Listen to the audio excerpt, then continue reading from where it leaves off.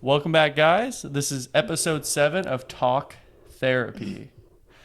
Today, well, give me a minute here. My name's Daniel, and what is your name, beautiful girl? My name's Amanda. Okay. I'm Daniel, she's Amanda, and this is Talk Therapy, episode 7. We are going to be talking about today some important stuff, some milestones, some future milestones. Baby, I think it's milestones. It's not mild. No, mile.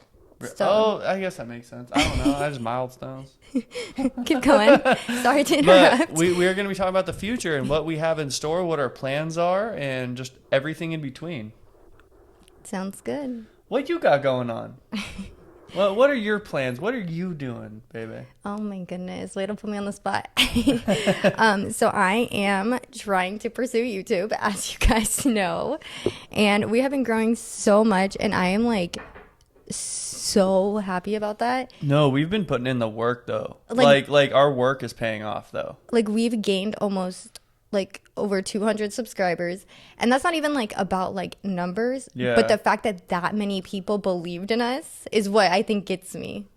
I think we might have hit the threshold too. For any of you already monetized or anybody out there trying to get monetized like us, you keep track of them watch hours, bro. You need 4,000 of the things, and you're looking at them every day. I can tell you that right now because Yes. I do it. And I've noticed a trend. So since it's a rolling year, like I said, most of you guys know it's a rolling year from whenever date you started posting videos and getting views. It falls off if you reach that date. So things are always falling off as things are gaining. So in order to get monetized, you need to gain more than you lose in that rolling year. Which is kind of hard. Yeah. But I noticed yesterday we were trending around like 960 hours. Mm-hmm. And then like the next day was like 970. And then the next day was like 968. And then Oh, today we wow. hit 990. So we're like or it might have been 987, but we're trending up now. I think we've reached the point where we're trending up. Where we finally like been able to get ahead of the downfall. Correct. That is so exciting. That's exciting, No, right? that- I was that- waiting to tell you until we got on here. That's super exciting. Yeah. But you know what's crazy is that's really exciting that we're growing. But I feel like we're in our own like category on YouTube. Like, okay, so we watch YouTube all the time. Like we watch YouTube more than we watch TV.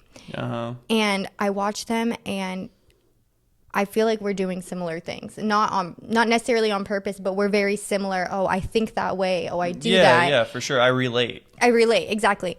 And like, and they're doing great. They're blowing up on YouTube and great. I want everybody to succeed. I'm not saying, well, I'm better than them. No, Yeah. not at all.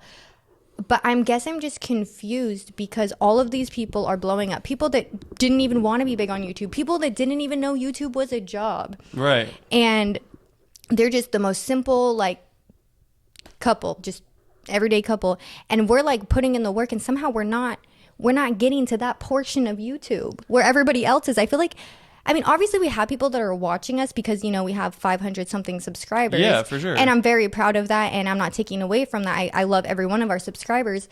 But it's just like, I almost feel like we're just posting on our own YouTube.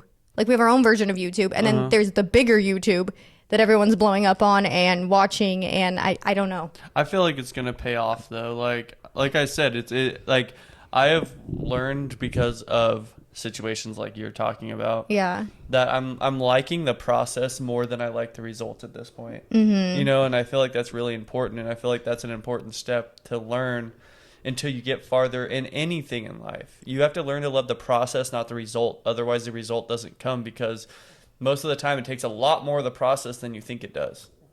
That's true. Like the majority of the journey is the process. Yeah, so if you learn to love the process, that means you're loving your life the majority of the time. Because it's easy to like the results. That's true. It's not easy to like the process sometimes. That's true. And honestly, if we were, I mean, don't get me wrong, it'd be great to just blow up on YouTube. But if that was our constant, I almost feel like in a way it's not exciting anymore. So to see like, oh my gosh, today 3 people commented on I our love video. it, yeah. It's like so exciting. So I guess I'm enjoying the process too. Exactly. Even though sometimes it gets frustrating, I love it. It's cool to see us grow and build together and build community. And like I even heard other YouTubers like that I watch that help people like grow on YouTube, and just random YouTubers as well, that like might not even be in the title of their video, but it's like little side talk in the video of them being like, I kind of miss being a small creator. I remember when I used to get really excited off of getting 3 subscribers. So it's like, it's something when you're in this time that you need to cherish, because I know we're going to make it, and we are going to eventually get monetized and eventually, you know, just do what we have a passion for. But we need to enjoy these little moments. Like, I'm, you know, like going into another aspect for a minute. I'm trying to build my own business outside of YouTube, but that's also to help support us so we can do YouTube. And I'm still working a full-time job just as you are. So it's like we need to appreciate all this hard work we're putting in inside and outside of YouTube to make it possible. No, for sure. You know, actually, the other day, this was about our podcast, guys. Our podcast came out on a Thursday a couple weeks ago. Yep. Because it literally took like 15 hours to upload. Like, I'm not being dramatic. No, it was bad. So I had to take my laptop to work, and then in between clients, literally continue to try to upload. Yeah. It was a whole thing. And I took a picture, because I've been trying to take a picture of our whole process. And it was a picture of like my massage bed and then my computer with our video uploading. And I just put as the caption, like just like on Snapchat or something, I just put like, I can't wait till I'm not having to like upload videos at work. Yeah. And I can't wait till the day I can look back and be like, oh my gosh, like I was stressed in between clients trying to do all of this. And now look at me, I'm at home. I'm able to have all this free time, and it's like, or it's like I'm on vacation uploading a vacation vlog or something. Exactly. Anything. It just, you know, being a YouTuber, a big selling point for me was the freedom that you have of being your own boss, but also working from anywhere. You know, it's up to you to make it work. And I love that control, I guess, in a sense. Like the flexibility. Yeah, but it's like, it's also like, what comes with that flexibility is all the weight on your shoulders, and I like that though. That's so worth it to me. It's like almost exciting, because you don't know what's gonna happen, but like you're here for it, and you're just hoping for the best, and you're pushing through. No, for sure, yes. Honestly, I think I do enjoy the process more than I realized, because I'm excited to look back on these moments, and like I'm excited to talk about our journey and share our journey, and hopefully help to inspire other people that are feeling like stuck, feeling like they're not going to grow, because it's like really hard to watch these YouTubers be like, yeah, like it was really hard for me, but I just did this. Yeah. And then we're like, okay, cool. We didn't go that route yet. Like, let's try it. That's huge. Yeah. And then we do that, and we still see the same outcome we were seeing previously. And I'm like, it just doesn't make sense. Like, how does everyone have the answer except us? Yeah, it almost feels like it's like we're missing something. Yeah, exactly. And you know what's crazy is like now becoming, I'll call us creators, we create. Yeah, and of course. And like I view YouTube differently. Like I view it for pleasure, but I almost do it as it's like homework, like research. Yes, like research. No, for sure. And that's important to do, for sure, because you know you want to see what's trending. How did they do it this way? Oh, I do it differently this way. There's been times where I've watched videos and I'm like, I'm getting bored. Why am I getting bored? So then I'm not going to do that in my video. And that's no hate to anyone. You know, everyone is learning and growing and evolving. But it's just interesting that like we're really trying to learn the craft so we can perfect it. No, 100%. And like, that's what comes with the job. I feel like that even like attorneys, for instance, you know, they got to do research upon research on the client, on everything.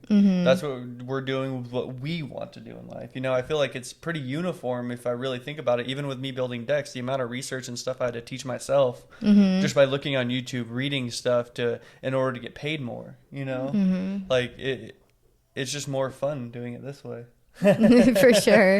You know, and like going back to what took so long to upload the video, so I actually, including research, you know, it's tying in. Immediately when she did that, I'm like, okay, I'm gonna research, I'm gonna look on YouTube, I'm gonna, you know, figure out why this is taking so long. And you know, if you actually read the YouTube guidelines, it tells you the preferred format that they want you to upload in YouTube, which is an MP4, which I found out. We were uploading in .mov, which is movie, and it takes a lot longer to do that. And it's only a couple simple adjustments that you have to do in your editing software in order to export into an MP4 instead of a movie. And once we did that, it went a lot faster, and a lot smoother. Much faster. Like I want to say, like no, much faster. Yeah. So Little tip of advice for any of you out there trying to figure out how to shorten your time uploading on YouTube. Just transfer it to an MP4. The system likes it a lot more. No, the amount of hours that we have spent trying to upload YouTube videos the past couple of years is insane. Yeah. But I feel like what people tell you when they're like, oh, how do you want to be successful on YouTube? Of course, we don't fully have the answer yet, but I will say 2 things that we did that helped us grow, at least have this little jump, is one is consistency, which everyone tells you it's true. I mean, with anything. If someone likes you, they're going to want to come back and watch you. If you're not there, they're going to know you lost them. And then the second thing is kind of what we just talked about, which is do your research. If you don't understand the craft, if you don't understand the logistics of what you're trying to do, that's everything. Like even into like doing things for YouTube, such as taking surveys, taking that extra time to just show that you actually value this platform. Exactly. Like it seems like YouTube's done a really good job at structuring it to where if you don't put in the work, you're not going to grow now. Like I feel like when YouTube first came out and monetization first came out, like, you know, all these random creators just got monetized because you could just monetize immediately with nothing. There was no requirements. There was, you know what I mean? And like the littlest people made it the biggest because it was so new, which, you know, good for them because obviously it was little. So it was very untrustworthy in a sense, or unreliable, I guess I'm looking for, you know. So they were just doing it because they loved it, which is a real creator. But now in order to be a creator, they made it so you have to work hard to make that. You have to, you know, getting 1,000. I mean, I know for some of the bigger ones it's like, oh, I did that on one video, but right. Starting out, like if you just started a new YouTube and you put a mask on because no one knows who you are, like you got to put in the work. Like do you get 1,000 subscribers and 4,000 watch hours, or the insane one, which is 10 million shorts views? Which is crazy because your shorts views don't go towards your watch hours. Yeah. And you have a year to get watch hours, but you only have 90 days to get shorts views. Which is 10 million. Which, you know what I don't understand? Maybe one of you guys can answer. If you're a creator out there and you understand this, if shorts views don't count or hours don't count, why do they count them?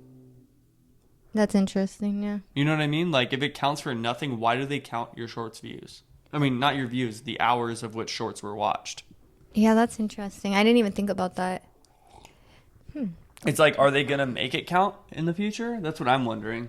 To see, like, who stays on. Because I feel like there are those creators, too, which, I mean, we kind of fell off for a second, too. It's like you try, and then, oh, you're not growing as fast, or you lose track of time in life, and you just fall off. And I think YouTube is trying to be like, okay, who's actually committed to this and is not just doing it for a hobby because they're bored. Exactly. I think that's what they wanted to distinct from, or people just trying to make a quick buck. Exactly. Like, I'll just blow up on YouTube. They want to shut those people down. Like, you put in the work, bro. If you make it, you deserve it. For sure. You know what I mean? Mm-hmm. I have one more thing about YouTube, and then we can move on. No, we're chilling. I like this little YouTube talk we're doing. Oh, I said that because I knew I had something to say, but I said it real fast so you want to move on, and now I can't remember what I actually was going to say. I know what it was. I wanted to talk about the aspect of YouTube on not sharing it with a lot of people and why I feel uncomfortable about that. So it's really crazy because there's 4 of us out of my siblings. I'm the oldest. And I feel like for the most part, I would make the most sense to be the person that would be on camera performing or doing whatever. Yep. And so I don't know why I have such a hard time talking to my family about me doing YouTube. And I don't know why. I have no idea. Like, no, it makes no sense to me. I know. And it's like, I'm like, Daniel's mom is in our videos all the time. And it's not because I'm embarrassed of my family or anything like that. I don't know. It's like almost like a part of me wants to blow up first to give them something to believe in. Yeah. But then another part of me is like, my family believes in me regardless. So why do I need to do that? It's like almost like I feel embarrassed, but why am I embarrassed? Like, I put in hard work. Like, I don't just post just to post. I don't know. It's almost, this is me like going through this whole thing with you guys right now. It's almost like because this is our life, I understand that we're sharing it with the whole world. But I guess when it's someone that you know, it's more personal. And so I don't know. It's like giving people, I don't know. I really don't know. I mean, I think it comes down to, I think a lot of people that want to go on YouTube and do YouTube are just concerned about what their peers and their family are going to think. And that's a lot of the time what stops them to begin with. It's nobody random. Right. But in reality, they're stopping themselves. Their family's not doing anything because they don't even know what's going on. You just have to rip the Band-Aid off. You know, that's what I feel it is. As hard as it is, or as hard as it may seem, they're just going to be like, oh, cool. And then you're going to be like, why was I tripping on this? Like, I really don't understand why I was tripping. And like, you know, it's like the fear buildup. The longer you hold on to it, the bigger that fear gets. And then now it's unreasonable fear that doesn't make any sense. No, literally. And like, that's the thing, is like, I was afraid for the girls in my work to know like I do YouTube, because I thought they were going to be like, oh my God, like she thinks she can make it on YouTube. That's so embarrassing. But in reality, like, I am going to make it on YouTube, and it's not going to be embarrassing when that's my career. And none of those girls even said that. Like, I just want to make that straight. Like, no one is at my work hating on me. My family's not hating on me. I guess it's just these voices in my head. I don't know if it's like a voice in my head trying to tell me like, this is stupid. Like, why do you think you can do this? Like a negative voice. Obviously, I'm not saying that's correct. I do. Yeah. Because like, why do I think like one of the girls in my work started a hat company. And she's doing great. And like I supported her, and she posted about it, and it's great. But then why would I think, oh, if I'm going to have a hat company, oh, that's embarrassing. Like, no one's going to want to buy my hats. But I 100% supported her. And then the other day we were at work, and she had to upload a video for like some family thing. Yeah. And she's like, hey, Amanda, I know you do YouTube. How long does it usually take for things to like... And like, we never talk about the fact that I do YouTube, but the fact that she knew it, and she didn't say like, oh, so like you do YouTube. Like, she was just like, hey, I know you do this. Like, can you help me? Yeah, I don't know. Like, you're right. I build it up in my head, and to be honest, I think my family knows, and we're just not talking about it. So that's fun. And I also think I think it stems from some sort of self-doubt that you have in yourself, which you need to chill on. Yeah. You know, like, because self-doubt leads to lack of confidence as well, and just like, I always hype. I'm your hype boyfriend. I'm your hype friend. You're my hype man. Yeah, I didn't want to call it that though. I was trying to get creative. It didn't work. You are my... Yeah. You're always there for me. Hype hubby. Hype hubby. He's my hype hubby. Yeah. HH. But like, you know what I mean? Like, I think that's what it stems from, because if you had, you know, the confidence and the, you know, which comes to being sure about something, then you would have no problem telling your family, even if it was a little like, oh, they might think that, but but that deep down, you're like, well, I don't really care, because I'm going to do it anyway. It's what I love to do. And I think that's where it becomes freeing to let go of those things. Just be like, yeah, I do YouTube. So. Right. And then you're just not going to get backlash. They're going to be like, oh, okay, cool. Like, that's awesome. Good for you. My family, this is the thing. My entire family watches YouTube. My mom, my brother, my other brother, my sister, they all watch YouTube. Yeah.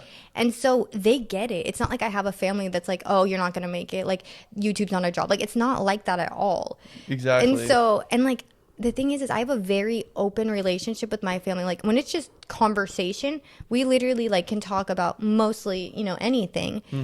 And so I guess my fear is like, I kind of feel like I hold us back on YouTube, to be honest, because I'm very transparent with you guys, but there's certain things I think in my head where I'm like, oh, what if my mom sees this video, or what if this, when in reality it's like, I'm 26 years old.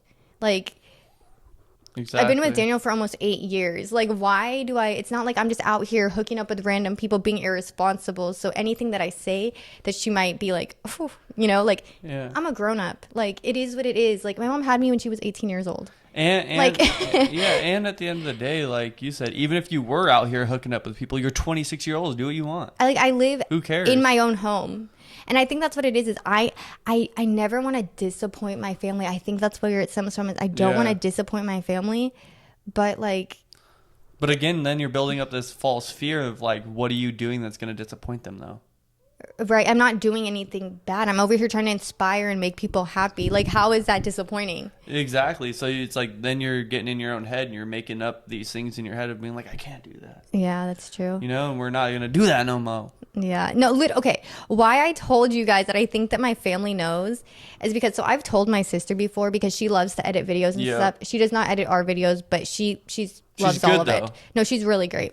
And so I told her, even though I was scared for a while to tell her, she goes, oh, you completely look like you would do social media. My point exactly. And I'm like, oh my gosh, like, okay. But then that's my brother knows too, my 21-year-old. Oh, he's 22 now, actually. Yeah, old man. But he knows too, but that's about it. And so on my mom's birthday, my 8-year-old brother, we're at dinner with my entire family. And he goes, everyone except my brother that is away at the military. And he goes, something like, oh, I know your YouTube name, or I saw your YouTube channel, or something along those lines. Yeah. And I mean, I didn't necessarily take it seriously because he's always like, subscribe to my channel. And like, he doesn't have a YouTube channel. He's young. You know, so I didn't necessarily take it seriously, but also like, it's YouTube and things are always getting shared. And we've been doing better lately. And I personally have been seeing our videos get suggested on pages. Like where we want them to get suggested. Exactly. And so I'm like, okay, maybe we are getting out there more. Maybe he did see like my face or Daniel's face. Yeah. It's very possible. So I'm just like, oh, ha, ha, ha, whatever. Later on, we go back to my grandma's house and my oldest younger brother, the 22-year-old, calls. On FaceTime. On speakerphone. The entire family's there again. And my brother goes, oh, I watch your videos every time. Like, I see Amanda post about it, and he just keeps going. And there's nothing I can do. He's like on speakerphone. I'm like trying to turn it down, but it's just, What? I kept talking. Like, yeah. I was just following along. Anyways, and so it was just like really uncomfortable, and like I could tell that like my mom like kind of heard, but like I was like, where's my brother? Like, you know, where's Gio? Yeah, you shut it down in a sense. And I could tell that she could tell what I don't know how much she heard or what she heard, but I could tell that she could tell that I was trying to move forward from the situation. Yeah. And so she just kind of went with it. But yeah, so I could potentially be thinking I'm gatekeeping this. I learned that in our video, actually. Yeah. I could potentially be keeping this secret that is not even a secret and have no idea. So there's and being that. stressed about it for no reason. Pretty much. They could watch every single one of these videos, including this one. But let's go back to your brother's FaceTime for a minute, though. Isn't that cool how supportive he is? Okay, no, that is super supportive because I actually didn't know that he watched all of our videos. Yeah, like that's dope. Like James is dope. No, that's super cool. That's one thing is like people say, oh, I don't like those ghost followers. Yeah. The fact that someone is cheering you on without you knowing is actually kind of cool. That's what I'm saying. Like, and he's away at the military. Like, and that's what he chooses to spend his extra time doing. I mean, don't get me wrong. He's bored sometimes, but like, it's so special that like he does that. Yeah. No, that is really cool. For sure. So what else do you have going on? What do you have any plans in the works that you plan on doing in the future? Are you trying to get me to say that one thing? Kind of, yeah. baiting it for you. Oh, yeah. my goodness. Okay. I told her that she needs to tell you guys something because then it has to become a reality because she has a pretty good idea. Okay. And I told him I didn't want to share it, but he's right. This will help me stay accountable. So I was driving to work yesterday and I was thinking that I want to write a book. Bam.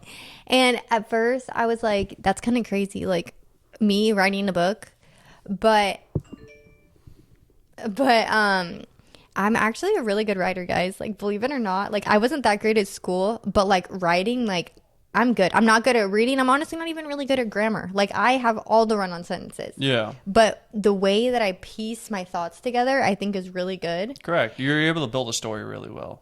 And I'm really good at doing it like I can't plan. Like, you know how they made you in school, like do like the That's how I am. I got the spider webs going on. I got the circles. I got the theses. Oh, you're that person? I'm that person, man. I'm structured. I'm factual. This is going to make sense. I'm literally sitting at my desk like, I can't even remember what thesis means. Can you please give me the definition? Like, I'm so confused. I will get like, say like 2 months to write this essay. I will do it the night before and I will get like an A. No, yeah, she's good at writing. I have to. Sure. I think what I do is I write everything down.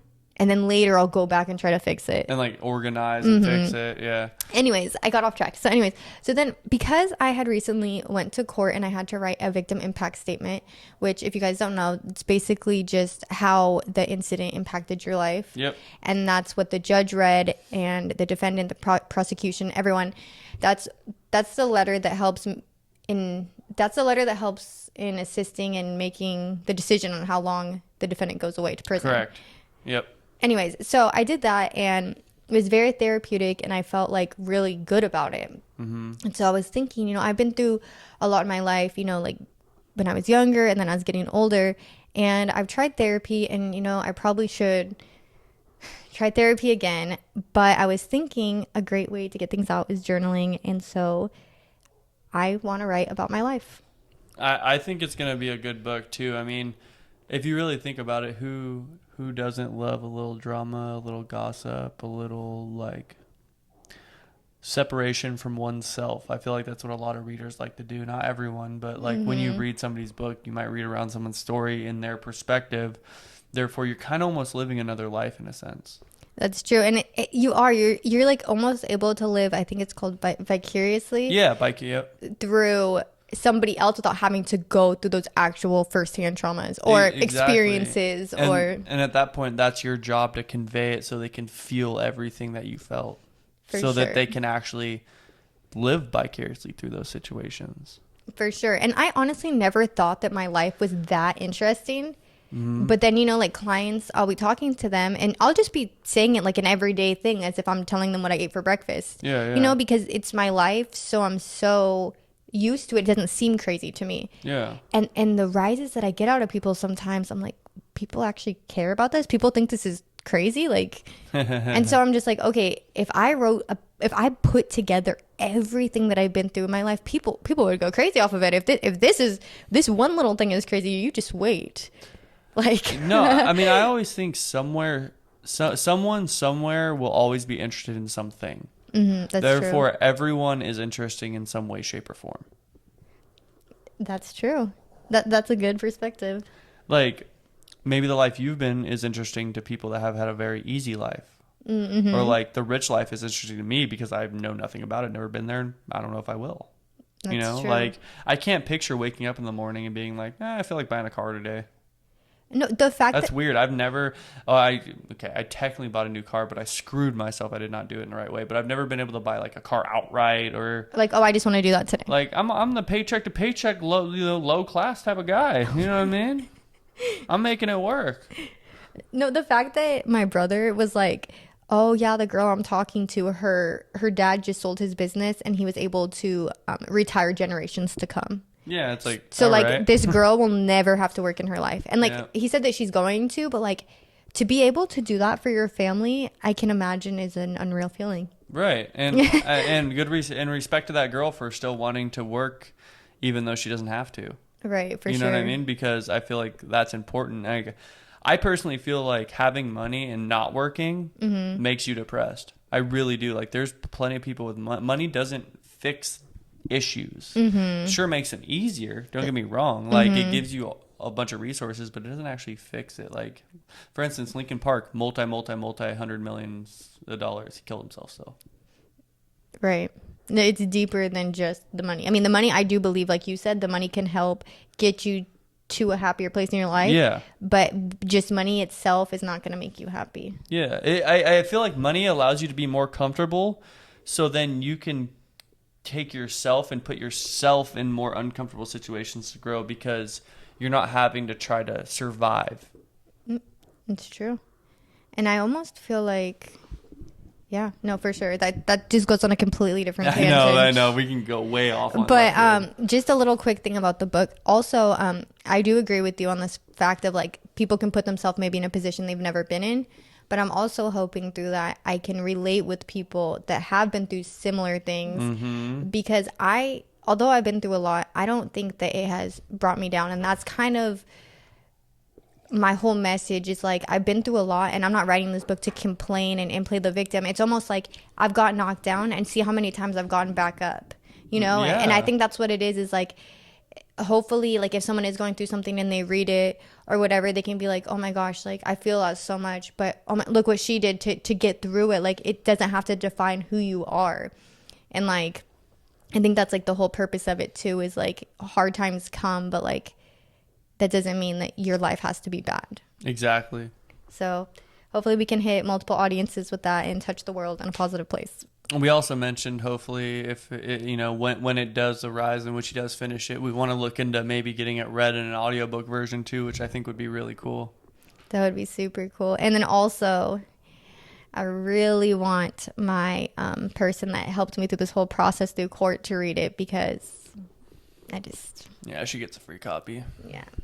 But anyways, I'll keep you guys updated. Who knows how long that is going to take. I have no idea how to write a book. I mean, it could take 3 years, but that just means it's going to be perfection. But it's like so hard, because I was thinking about this last night. You're right. But I was just thinking about this last night. Like, how do I know that I need to write my book right now? Like, I'm 26 years old. Like, Yeah. I hope and pray that I have so much more life to live. And as much as I would love to say that the rest of my life is going to be so amazing and great and untraumatic, I mean, you don't know.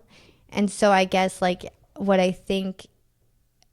No, you know what I could do? I could write another book. That's what I told you yesterday. Yeah, but I don't know. It's because this is why I never get anything done, because I always want it to be so perfect. Because when I was younger, it was implanted in my head, you only have one opportunity to make a first impression. And so now I need my first impression to be amazing. And so I'm like, I can't just stop my life at 26. Like, Bro, I am the king of changing first impressions, okay? I mean, I guess I didn't change the first impression, but I changed the view of what people see in me. I feel like that's more fun. Like, yeah, you only have one first impression, but let me get you around you, like, you know, be around me for like a week. oh my God. You know what's so funny that you say that? Apparently multiple people have that mindset, because one of the therapists at my work takes clients late almost every single day because she is running late on her last client. Yeah. She goes over on this client, which then makes her run late to her next client, which makes her run over to... It's a domino effect. Vicious cycle. Anyways, so that happened to one of the other therapists the other day, and she's freaking out. Oh my gosh, I'm running behind. I feel so bad. This therapist tells her, oh, it's fine. I run behind all the time. Once they get in your bed, they'll forget. And I'm like, that doesn't make it okay to be late, because you know you can make it up to them. And like, I know that she's not malicious about being late. Yeah. But I'm just like, to have that mindset, like, just be on time. Well, no, for sure. I mean, I'm always on time. That's not what I'm saying about myself. No, I know, but I'm Like- just saying about like changing the first impression. But Yeah, maybe that's just like a positive way of being like, you know, we're in this situation, so I have confidence enough in myself that I can turn it around. No, for sure. Maybe it's not her just like relying on whatever. Yeah. No, like for me, like some people might meet me and be like, oh, that guy's kind of annoying. You know what I mean? Like, Okay. I can be pretty annoying. Yeah. But then they're around me long enough, I start thinking I'm funny. Yeah. Yeah. You would think that usually initially they would think you were funny, and then realize after a while that you're I'm just annoying. Well, that happens too. Look at you. But I'm still here, so I guess it's fine. No, I just mean like, I mean, first impressions are important. Don't get me wrong. But you're not going to win them all. That's how I think about it. Like, why am I going to try to win them all? Because you try to win them all, then you win none. Because then you don't do anything. That's true. And that's the same concept as like the amount of times that I could have failed, like, and then succeeded, but I took all this time hoping to succeed. I can't remember the saying, but you know what I'm saying? Like, Yeah. I could have tried so many times and been successful. And like, I said I didn't know, and then I kept trying, but you get what I'm saying. No, like, just try, because you learn from your failures. Exactly. And it makes you a better person instead of just sitting there in the abyss. That actually is worse than failing, in my opinion. And then you're just wasting time, and now you're like old and you got nothing done because you wanted it to be so perfect, but in reality you have nothing. Exactly. You gonna go start writing your book right now? Oh my goodness. Anyway, I got some fun stuff to tell you guys Yes. that I'm going to tell you in the next podcast, because this is getting a little long here for what I want to tell you guys in an aspect, but I will tell you my plan. So I am starting a business.